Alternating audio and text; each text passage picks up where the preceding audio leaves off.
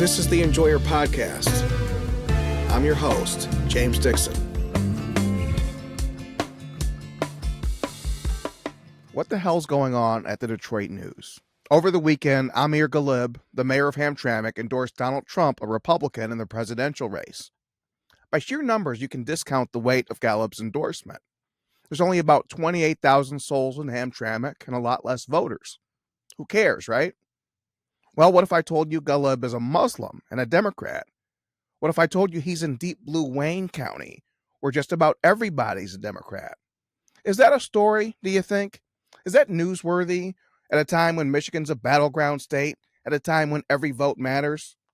Over at the New York Post, the answer was yes.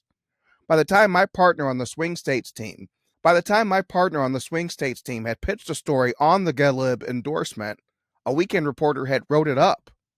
Over at the Detroit News, at least in the early part of the morning Monday, the answer was no. The Detroit News' political editor, Chad Livengood, admitted Monday morning on Twitter that he hadn't even heard about the endorsement. Nothing came across his phone, his alerts, his social media feed about it. He didn't know nothing about nothing. Now, think about this. The entire brand of the Detroit News and any big city newspaper is that they know things you don't. And when they're not first, their news judgment prevails and they deliver a story as soon as they have one. In this case, the Detroit News did neither. Their crack political team does not know things you know about. They had to be told about the endorsement by an everyday citizen. When they learned about the endorsement, did they jump right into action? Did they accept that they were beat and get the information to their readers anyway? Yeah, it took them some time, though. But at first, they took the easy way out. They justified their poor performance with a lie and an excuse. We don't really write much about individual endorsements. Friend of the program, Anna Hoffman, did the briefest of Google searches and revealed that, yeah, actually, the news writes about individual endorsements all the time. In one incident, we see the Detroit News at its very worst, worse than I've seen it in a lifetime of reading it and 10 years of working there. Once upon a time, a political editor in Detroit might be embarrassed to admit that they'd missed the biggest political story in Michigan over the weekend. Unfortunately, the current crew doesn't take enough pride in their work to be embarrassed. It wouldn't occur to them to be embarrassed by a failure of journalism because their job is not to do journalism. They're not embarrassed by missing a timely, true story because their job is not to tell timely, true stories. In my read of events, the Detroit News has turned from the most trusted voice in Michigan into a Democratic Party rag. And all it took was a few guys, a few years to trash the place. Unfortunately, this wasn't their first miss of the 2024 campaign season. Since I joined the New York Post in July, I've done several stories on the Michigan Senate race between Democrat Alyssa Slotkin and Republican Mike Rogers. It was the Post that reported that Slotkin takes a farming tax credit that exempts her from paying property taxes, even though she doesn't do any farming. It was the Post that reported that Slotkin lied about the size and the scope of her property. It's not even a farm. And she did this to farmers while seeking their endorsement. A month ago, it looked like Slotkin would run away with the Senate seat. No sweat. Now she's in for a real race. This is the power of journalism. We tell true stories that show the actions and the character of our would-be leaders. Then the public decides whether or not to support those people or to go in a different direction. It's a free press that assures the governed can give informed consent in the voting booth. So the Detroit News got scooped on all those Slotkin stories I did. Except, unlike the Amir Ghalib story, they didn't go back and correct the record later. To the extent that someone did write about the Senate race, it was Craig Mauger, the best reporter in Lansing, actually trying to play defense for Slotkin. And he did this, I kid you not, by arguing that Slotkin had only signed non-disclosure agreements on the Goshen project and not with Goshen directly. If you can imagine it, this was actually offered as a defense of Slotkin, not to question why she was signing NDAs in the first place. Imagine being a political reporter, and this being the most important election of our lives, and you're playing defense for politicians instead of playing it straight for your readers. Imagine missing stories that editors in New York see the value in from 5 states away. Imagine being so prideful about being scooped that you don't deliver true stories to your readers. Open your eyes, Michigan. You don't have to imagine being the Detroit News right now. All you have to do is look at them. All you have to do is see how far they've fallen. To a place where true stories don't matter. Timely stories don't matter. Holding the public trust by asking tough questions doesn't matter. All that matters is what helps the blue team. Our guest today, Matt Wilk, is a gadfly to the Michigan media. This morning, it was Matt Wilk who put the question out on Twitter. This was a pretty big endorsement out of Hamtramck. Why haven't either the Detroit Free Press or the Detroit News covered it? And it was Wilk's question that led to Live and Good stunning admission that he hadn't even seen the endorsement. Matt, it's my pleasure to welcome you today to the Enjoyer podcast. Thank you for taking the time. Matt, we'll get you started with an easy one. What do you enjoy about Michigan? Oh, that's if you can. I'm born and raised here, and I think there's something about the Midwest that is generally lost on the rest of the country, and it's a genuine care for each other and a genuine willingness to sort of look beyond what is sort of what obviously put people at odds with each other and support them. I don't think I've been to a lot of places. I've lived only in the Midwest.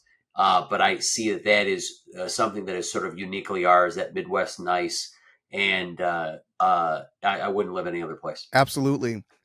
What did you think this morning when you woke up? You saw that neither Detroit paper, the News or the Free Press, had the story about that endorsement out of Hamtramck. Well, when I woke up this morning, I thought to myself, I'm curious to see how they spin it. I'm curious to see how they play it. And I never thought that the answer would be, we ignored it, because we saw the response from the politics editor. Okay, I can understand that this gentleman used to be the editor of Cranes, and Cranes had taken a leftward turn where it's still located today, and came over to the Detroit News, and he said, I didn't hear of it. And I had probably heard of it since about 8 or 9 o'clock at night. Seriously, how could you have missed it? No, I don't believe that. Either he didn't. There's only one of two things. They're both bad. Number one is your echo chamber as a Detroit, Michigan politics editor is so narrow that all you hear is this repeated echo chamber of things you want to hear. Right. Or worse is that you did hear about it, you didn't want to say anything about it. Because I think it's A. I think you're right. And I think there's a little bit of something else going on. I think we ought to look super, super skeptically at the relationship between the media, government roles of communication. Okay. I can't count how many times in the last election cycle, in the last 2 years, I have read an announcement about somebody leaving a generally local institution, media institution, and joining the government in a communications role. People need to do what they need to do. They need to pay the bills. I understand that. But you cannot bite the hand that is about to feed you. And you knew that going in. Back in the day, there used to be an editor to set you straight and say, hey, look, no. You can't come at this story from only this angle. Right. Try this side too. But it's been so long, and they don't present it in any other way. So of course, it's obvious why X and such. And when you go back to, we talk about Charlie LaDuff, when Charlie broke the story about the Michigan State shooter and the soft treatment he got from MSU or East Lansing police, that was news. It was earth shattering. Right. Did it reverberate through the local news? Nope. Didn't match the narrative. And to the extent people did take it on, they used it to try to defend what the politicians did. They tried to say, well, plea bargains are commonplace and nothing to see here, essentially, which is not a journalistic instinct. Matt, you're a few years older than me. Has it always been this way, or was there some point when you felt that things had changed? No, I am going to date myself a little bit. I actually was an employee of the Detroit News many, many years ago. I was a paper boy. I was a paperboy. And we prided ourselves. We were the news, not the stinking free press. Absolutely. And we had different angles and took different sides. And fast forward to about, I think it was like 1989 was the joint operating agreement where they couldn't make it individually and decided to work together. And then it was erosion from that point forward. And I don't know if it's true elsewhere. I've seen it. I lived in Chicago for 6 years. The Chicago Tribune is a shell of itself. Yeah. It used to, you're in Chicago. It's very similar to Detroit. It's a completely Democrat-run city. And you had a paper that made a living challenging Democrats running their own government. And that sort of went away and went away and went away. And one of their best writers, a guy by the name of John Cass, left, kind of similar to what you did, and does his own work and does his own publication. And he's still one of the only ones pointing out these stories where you have these obvious things like you talked about with Slotkin and her NDA in favor of the Chinese Communist Party. That's big news, but apparently not if you're a Detroit news editor. And that's what I find incredible is, so they get scooped out of this time zone on these Slotkin stories. I mean, at the Detroit News, I covered breaking news there for several years. And sometimes I would have to do a story if I got beat. That was kind of on the breaking news beat. You have to get caught up, right? And that's a bad day and it sucks. Sometimes I'd have to do it for someone else at the paper if they were busy. But I remember that. I distinctly remember when, if someone else had the information you did not, that was a bad day for you, because then you'd have to go confirm their story and find some kind of day two angle on it. They've gone away from that. Well, they think, I mean, after Kwame Kilpatrick, M.L. Elric, who I know personally is a real good guy. I mean, he went and he just was a dog on a bone, and they don't have that anymore. I think because they don't see the long-term benefit of it. Right. You had 1,000 stories over the last election cycle about Governor Whitmer. I asked a local journalist who is well respected. I said, how come you guys haven't gone after her about not having a press conference? And what he said was actually kind of interesting to me. He said, well, she makes herself available later. And the implication was, I don't want to go after her publicly for not holding a press conference. Because if I do, she's not going to give me that private access that me and other members of the journalism society get. And we can get those private responses and answers that we get. The problem is that it's all a house of cards. Okay? Because once the public sees something that's obviously wrong, it all falls apart. There's no way to defend it. And then you as a journalist, well, you've burned a lot, because now you're not the breaking guy. You're not the bulldog. You're a lapdog. And that's what I find stunning. I mean, just Dave Bondi said the same thing. And I think anyone who listens to the Enjoyer podcast and heard just a few of them ago, your ears should have been tingling when Matthew just said that.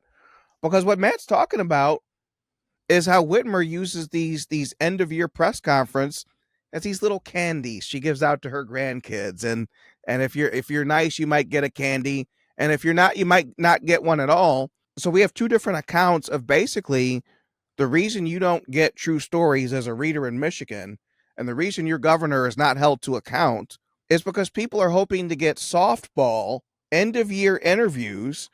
No news ever comes from those. And if it is, it's so stage managed and fake that it's essentially you got a press release, with a little bit of lead time.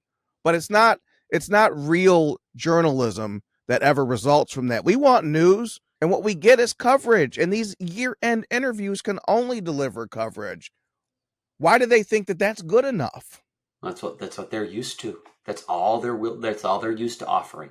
You have the vice president of the United States, who is running for president in the United States, comes to the state of Michigan, and not one Michigan reporter gets an interview with her, gets to ask her a question, or writes a story about how they didn't get to ask a question of the sitting vice president of the United States running for president. And that could be your story. That could be your inroad to say, look, we either are going to have a story about what you said to us or about how you wouldn't talk to any of us. Which story would you rather have run?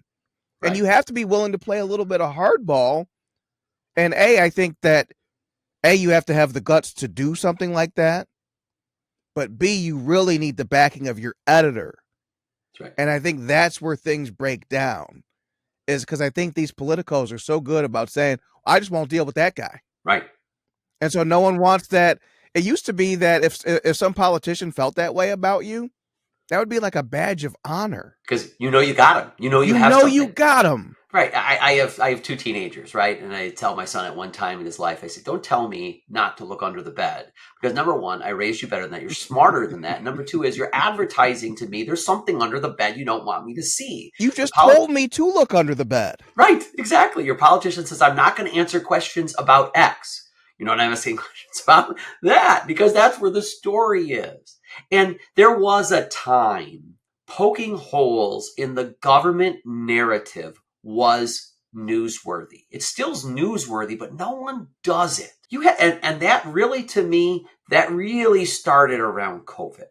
That we had a narrative that we needed to follow. And we were told if we didn't follow the narrative, even when facts and figures proved us wrong, that we were doing a disservice and we were killing grandma. And see, right there, your ears should be tingling again, because what was Charlie LaDuff just talking about? Charlie wanted to do a story for Deadline Detroit at the time, saying, hey, everyone's telling us to get this vaccine, that it's safe and effective, and you need it to survive COVID.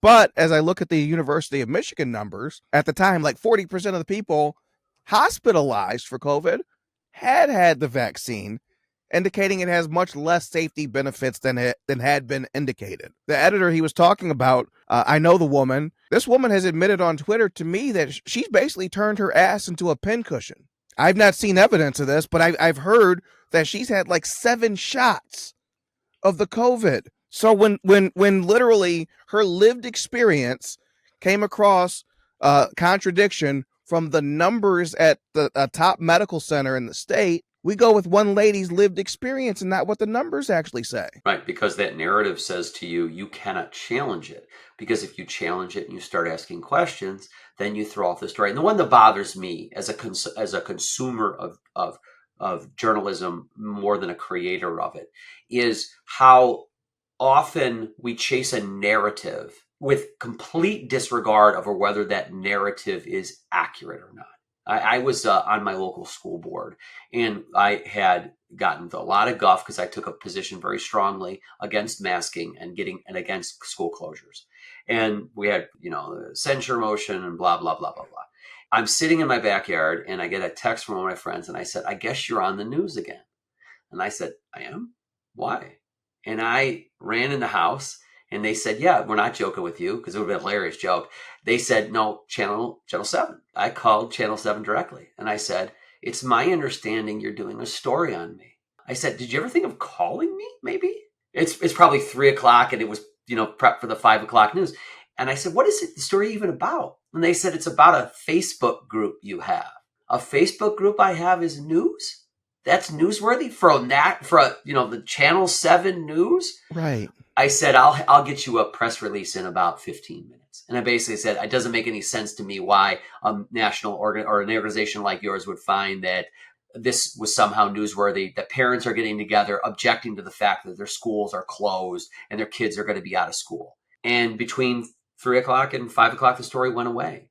And it's like you didn't spend 1 second investigating whether your narrative was accurate. You were going to go with a story unsourced, not calling me. By the way, my phone number at the time, my home phone number was on the school district website. So we clicked on my name. You'd have my home phone number and my address, and they didn't bother calling because as soon as they called, they knew the narrative would collapse. So they'd rather have the story, have it be completely wrong than challenge your theory. It's amazing to me. And that's what happens is data and information complicates stories. It doesn't make them simpler, and often it doesn't exactly prove the point we want proved. But news has gotten so stupid and so crude that they just beat you over the head with this is what you need to think nowadays. Yeah. And I think you were exactly right to name COVID, because what I saw is the beginnings of we're all in it together mentality. And right. So Whitmer won't talk to any of us. So in a way, that's kind of a form of herd immunity for the media, because if she won't talk to any of us, It's not like one of us is going to get ahead of the group. That's right. That's right. And you see it's being repeated this year again. 4 years later, we're not hiding in our basements because of COVID anymore. Right. And the current vice president of the United States has taken, 3 interviews? 3 of them she's bombed. That's not a story. And it's not, you don't have people in Michigan and Nevada and Georgia and Arizona and then these swing states jumping up and down saying, what are you talking about? Everything is staged. Everything is fake. And the disappointing part is people don't live that reality, right? No. We have a whole set of the economy is better. I think Cranes today had a great one. Cranes I believe in Michigan and Chicago had the same headline. And it was something like, crime is less prevalent than you think. Here's why. And it's like, wait a minute, what? And all the while, the Wall Street Journal has an article saying, here's why the FBI statistics about how much crime there is probably aren't really accurate anymore. Right. And instead of, we're going to start with this narrative, everything's okay. Everything's okay. Inflation's transitory. It's minimal. It's small. It's gone. Right? Everything's okay because God forbid the team with the other color pom-poms wins the game. And I think it's 2 things. It was one, especially with Whitmer. Then Trump, he comes in with that woman from Michigan. Then there's the fake kidnapping thing. And a repeater could present it as if to criticize Whitmer is akin to saying she should be kidnapped. And they were just that stupid, and they pretty much went there. But then I see, since 2016, a fear of doing or saying anything that could be seen as benefiting Donald Trump, even if that thing is true. That's right. Very much so. Very much so. The cancel culture only went one way, which I think one of the most remarkable changes between 2020 and 2024 is that has waned considerably. Yes. You'll see a lot of people go drive around. This is what, we don't hear. Go drive around streets. See signs in people's yards, not the ones stuck in corners by someone anonymous. Someone's who putting a sign in front of their house saying, this is the candidate that I support, and I have no shame in supporting that candidate. There's a big difference between 2020 and 2024 because people aren't afraid of it anymore. And then when they consume media that shows it is built out of that fear of offending somebody, yes, then you look at it and just say, myself and others look and say, come on, man, this isn't the truth. This isn't the full story. Was it that hard to pick up the phone and call and get a real sense of what's going on? No, but you didn't want to, because the easier story, the safer story was Team Blue. And that's the damn thing of this to me is how much of this shift from news to narrative just involves laziness. Oh, yeah. It has been conveyed to me how the challenge and how difficult and how many hours it takes them to write a story. And I'm like, man, they better not say that to one of these old timers because they'll chew them up. I mean, those guys were working long hours. Well, the problem with the old timers is those guys, like I remember. So it was September 11th, 1991. Okay. Officer Dickerson was killed at the Wayne County Jail, and man, the Detroit News. I mean, it is almost unthinkable today to do what they did. They had a story the next day about Dickerson, about the shooter who had just, I guess, gotten a life in sentence and had nothing to lose, about the gun and how the gun got into the jail in the first place. The scale and the ambition of that reporting was stunning. And so, like, they were capable at one point of doing stories like that, but not if you're cranking out 3 other stories that same day. Yeah, and it's a tougher, obviously that industry has become less lucrative. It's harder to, it's harder to make it work with the diluted media. And I look at a lot of other media consumption. If you look at your cable TV and there's 500 stations and only 3 have something you want on it, right. It's a dilution of it. You would think that there would be a value. And is there still a value? This is going to sound like you talk about a lot online. Is there a value in a quality local journalism outlet? The answer in the Detroit area is yes. Yes. Very much so.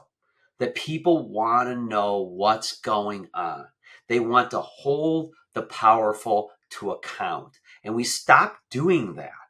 We stopped doing that. We were told over the last 4 years that if you ever dared comment on the process of conducting an election, that you are guilty of treason. You're an insurrectionist. Right, you're an insurrectionist. If you liked a tweet by someone who did that, yes, you might be an insurrectionist by proxy. That's right. That's right. They told us around COVID we were killing grandma if we brought our kids to school. Yes. While kids in Florida and Georgia were in school. And we said, are families dying more in Florida and Georgia? Is that going on? Because if there is, tell us. And the answer, of course, it wasn't. But just to ask the question was to break the narrative, and therefore you need to be shut up. You are, like I said, one of the top gadflies. I mean, as a citizen, as you know, to do this as a journalist is one thing. You know, me and Charlie and Dave Bondi, we get so frustrated by the stuff we see out there. What makes this worthwhile for you? Well, I have a lot invested in this. Okay, I have 2 kids who are growing up in this culture, and I have a deep affinity for my own community. And I saw what they tried to do to me, right? They tried to shut me up. We were going to cancel Matt Wilk. To which I say to you, how'd that turn out? It didn't turn out too well, did it? And I'm not dumb enough to accept the narrative. And sometimes, which will shock a lot of people, sometimes I get guff from the right because I don't follow that narrative all the way either. No, the Russians did not hack into computers in Detroit and change vote counts. It didn't happen. Oh, you can't say that. Yes, I can say that because that's the truth. I could not live with myself if I just accepted being a part of this faulty narrative. I haven't spent a lot of time there. I've been to LA, for football games and stuff like that. And I don't get it. I don't get the whole idea of you have a facade and that's what you show everybody. And that's your job, right? You're in entertainment. That's your job every day. It's sort of like their facade is our grit. We show our grit, right? The first time an NFL football player plays for the Lions and he pushes the pile, the team screams and yells, right? Because that's who we are. They're very different, right? But we can't import that here. We're not all facade. But so I went for them to come over here and say, well, it's totally normal that Gretchen Whitmer hasn't had a press conference in ages. No, it's not. It certainly wouldn't have been true for Snyder or even Granholm, right? We can't possibly risk the chance of breaking that narrative. Why does the media accept this dynamic? I mean, so I think about during COVID, so not only does Whitmer shred the Michigan Constitution and was never challenged for that in the press, but like you said, denies access, is even at one point taking kind of pre-written questions in lieu of live questions at press conference, just taking it as far as you could want. If I'm in that room or watching it virtually, I want more access. And I might say, hey, I need to strike a little bit of fear into this person's heart, not kidnapping fear, but like I might write a bad story about you fear. Why has that method not been employed? Why are people not trying to get by a little bit of grit and gruffness what they can't get and are not getting by asking nicely? Well, I think the answer is a very, very sad and unfortunate one. I think that the career path for a lot of these people is right through a Democrat or government communications role, right? They don't want to do that because they are thinking, man, it would be great if I were on the other side of that. If I was the one fielding the questions from the reporters, I would know exactly what to say. So they want it as a job. So you can't bite that hand. You can't be the one that asks all the tough questions, because then when it comes time to get the cushy PR job for the Michigan Department of Health and Human Services, well, they're going to pass you by and someone else is going to get that job at 6 figures, benefits, and a pension. So you're thinking of your own career path a little bit and saying, if I can't make this whole journalism thing goes away, but I could do press releases for the government, and I want that job. So they don't want to fight. They're all part of the same team. We all know that. We all see that. We see that. And your answer to the question of why is because they literally are trading places all the time. And which tells me that they don't view journalism as a viable career path themselves. Correct. They're thinking about how I need to get off the train. They're not saying the train's going to lead me to a place where I can buy the home I want, send my kids to college someday. I need to think of an exit strategy. That is correct. That is undeniably correct. They view it as a too unstable position and think about it. You go work for the government. Okay. You get unbelievable benefits. You get a massive amount of time off. You're as a PR person, you probably are on call, but not really. Right. You get a pension and all this crazy stuff. All that kind of stuff has gone away, especially as you're well aware in the area of independent journalism. You got to make your own, butter your own bread here. And that's challenging. And I'm glad that some people have made it work. I'm glad that some people have made it really work, like a Tucker Carlson or a Megyn Kelly, who have gone from that role to, I'm not going to just do whichever you tell me to do. But that's very, very challenging. And there is a little bit of laziness because it's really, really hard work. Might I suggest that journalism would be more viable if they did push the line a little bit? If you said, I'm doing this and I'm not trying to get off the train, so I'm thinking about what I do today needs to benefit the 10-year from now version of me who's also going to be a journalist, I think you would want to question these officials, not explain them. I think you'd want to hold feet to fire because you'd be thinking about the next job as I need to get a better platform. I need to go from Detroit to New York, Washington, Chicago, something like that. Right. I need a bigger audience. Yeah. Right. It's fascinating at the same time depressing to me. We here locally in our area had an unbelievable, unspeakable tragedy where a member of our political party was shot in broad daylight on a Saturday walking his wife and 2 kids through the community. Yeah. And the perpetrator was a well-known problem and somehow had obtained a gun. And there were 2 angles to the story that were local journalists could have picked on very quickly. Is number one, how did this repeat multiple felon get a gun? And number 2, why was this repeat multiple felon given slaps on the hand?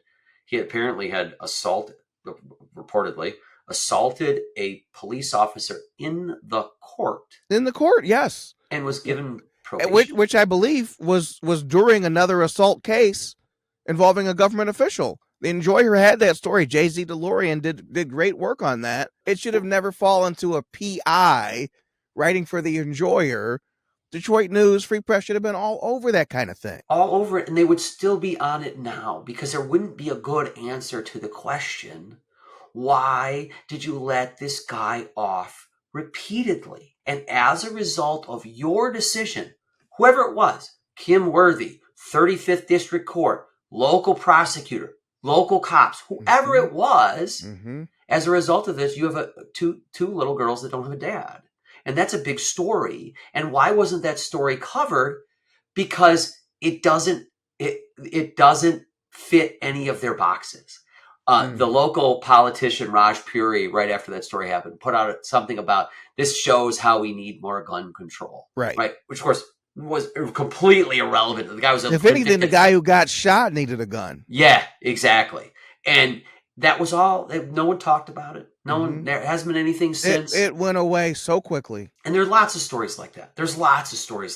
Stories of the time where the powerful go after the afflicted, and the job of a reporter is to flip that on its head. Absolutely. You have occasional good work. But what you don't have is that consistent dig in and get these people to understand that that somebody's looking over their shoulder at least a little bit. And that's the thing. If you presented yourself as that shoulder looker, the public whose shoulder you are looking over, the public whose back you have, would reward you. Think about a Charlie LaDuff. The man who runs his whole journalism practice on people power. He does not need the powerful to co-sign him or to endorse him. He wouldn't take it if they tried. And no one goes that path. Everyone wants to do the cheek kisses at the press conference. I remember when I was first reporting, in Detroit, I was almost disturbed, going to these things. You'd be at a Kim Worthy press conference, and everyone's just cheek kissing. How was your weekend? How's the kids? How's this? How's that? Let it rip. Let it rip. The green room is the same kind of deal.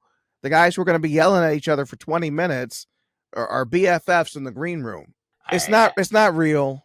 And the crazy thing about the reporting that he had on the Michigan State story was the way, if you read it carefully, is the way the story unfolded to him.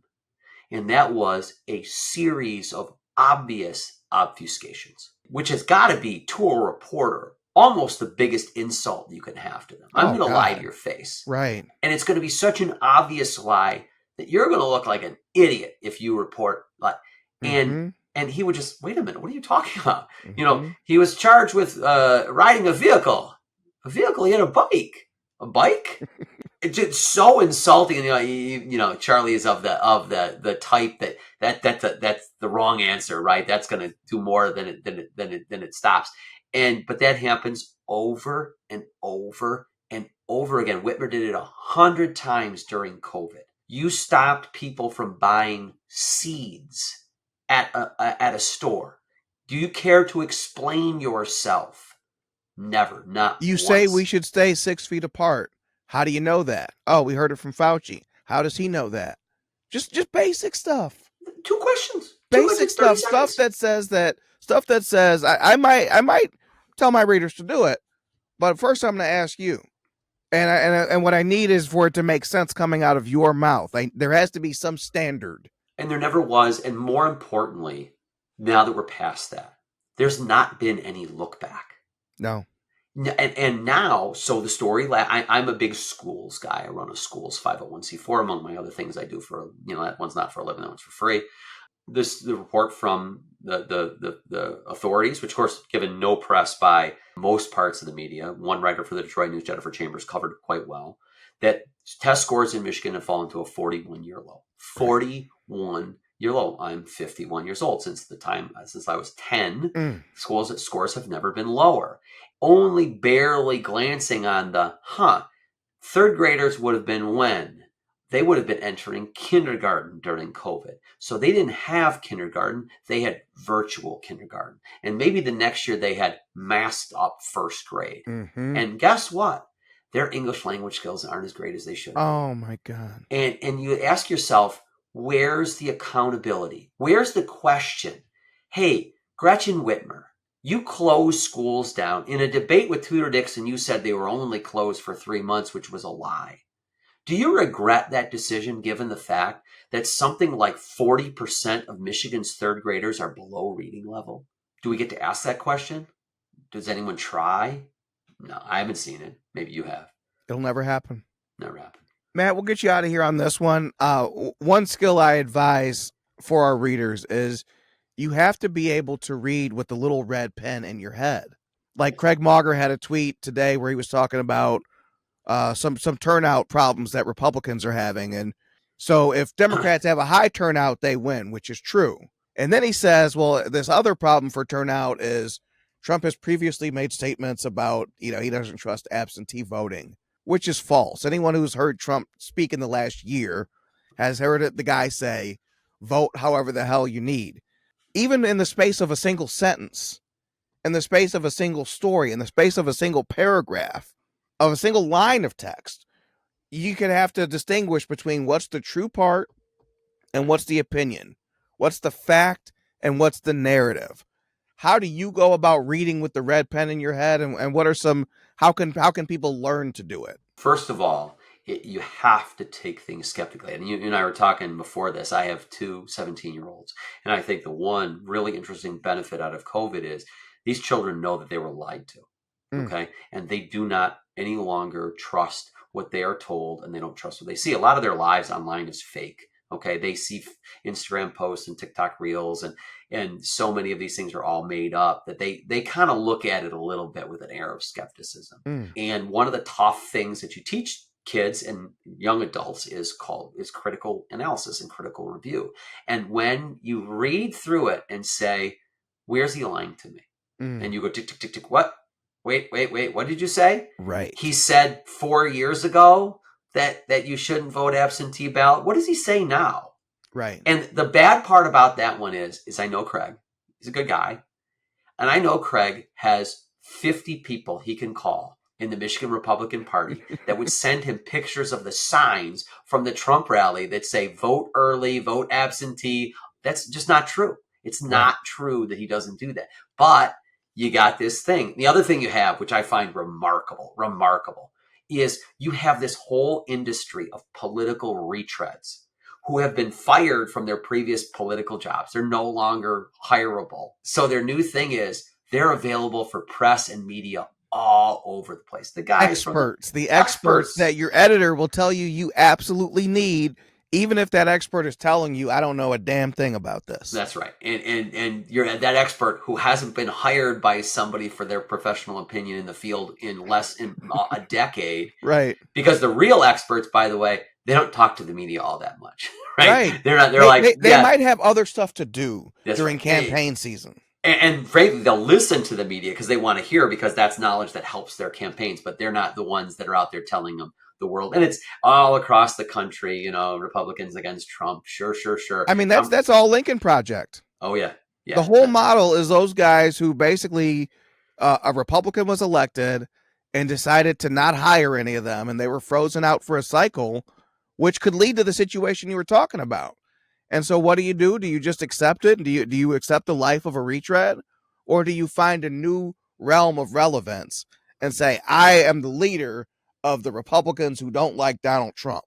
I am a Republican who doesn't like Donald Trump, who hasn't voted for a Republican in over a decade. I can tell you something. If you haven't voted for any Republican in over a decade, you're not a Republican. You may have been at some other point in the past. Right. That's true. But you're not one now. So by your fruits, you will be known. And if your fruit doesn't have any Republican votes, then what are you talking about? And so what they want is all these guys who have that red R on their chest, but it's a little faded. But they have it, though, and they have just enough of it to use their credibility to beat the Republicans over the head with. That's right. And that very much in that industry, that is that's something I found a little, because there's a group of us that are sort of, we do this for, I guess, for fun or satisfaction, not for pay. We're not looking to get a job out of it. I have another, I do other things that people pay me for.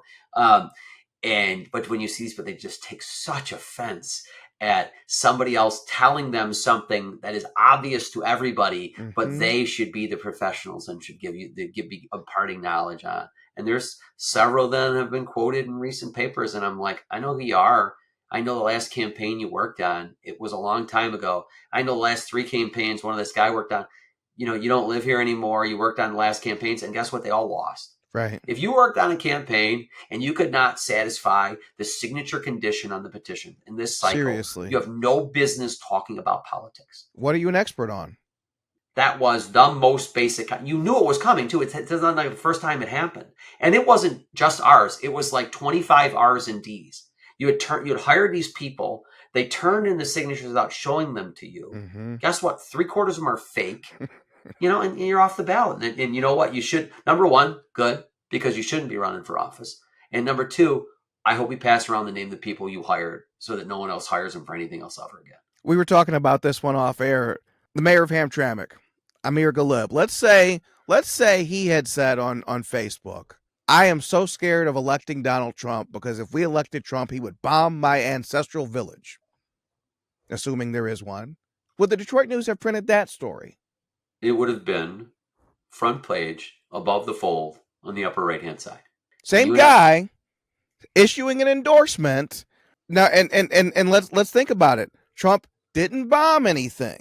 So there's no reason for him to think that. But had this man said it, even if there'd been no basis for it, that story would have run far and wide in Detroit. Whereas him saying, I endorse Trump, you literally have a story of man bites dog.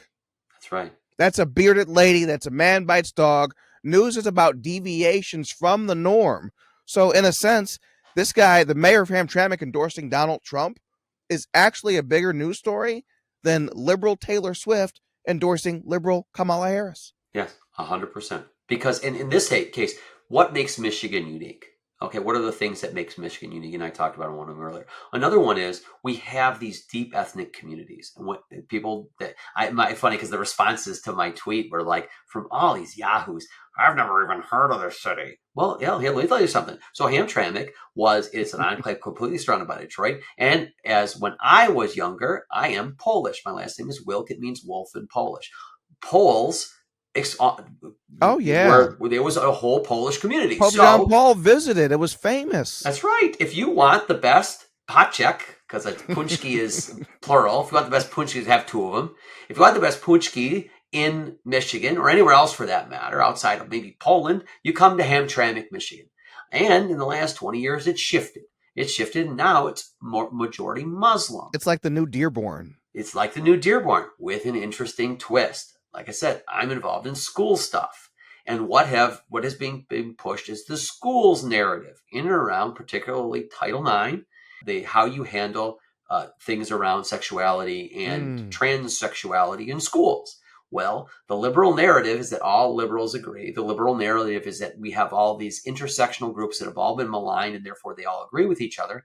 However, that's not true because places like Dearborn and Hamtramck, who have done things like, no, we're not going to fly the pride flag over Hamtramck. That was a big Hall. Deal when they did that. That was a big deal. And a lot of us were like, Now, you might not know, and apparently this is not a thing to actually do journalism. This Michigan GOP has 7 co-chairs. Of them, 3 of them are Muslim. Was it that hard for the Michigan for a Michigan reporter, for a Detroit News reporter to reach out to one of the 3 Michigan GOP co-chairs who happens to be Muslim and say, "Hey, this happened. We'd like a comment." Right. Here's Roland Mackey. Here's Ali Hussein. Here's Hassan Mimi. Hassan ran for Congress. It's not like we can't find these people, but they don't want to because they don't know what to do with it. Because maybe, just maybe, your narrative's wrong. And you'd rather drive past the facade of that falling down building than stop and admit it's broken and try to fix it. Matt, where can people find you on Twitter?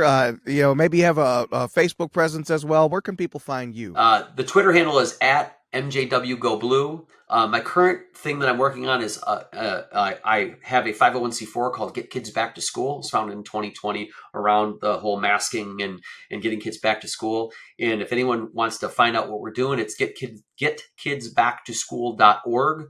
We help. I help school board candidates across the state. I think I'm helping 90. I think something in this cycle. 90. Yeah, it's because what I found when I left the school board, I spent 8 years on the school board, was elected twice.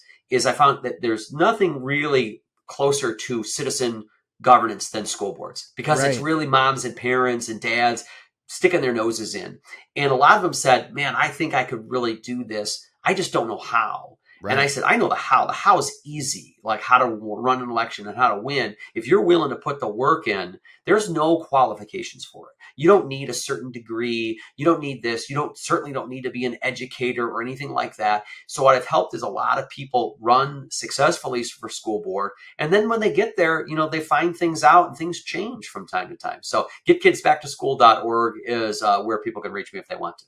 Awesome. Matt, thank you for being an enjoyer of Michigan, and thank you for taking the time. Thank you. It's a wonderful podcast and look forward to doing it.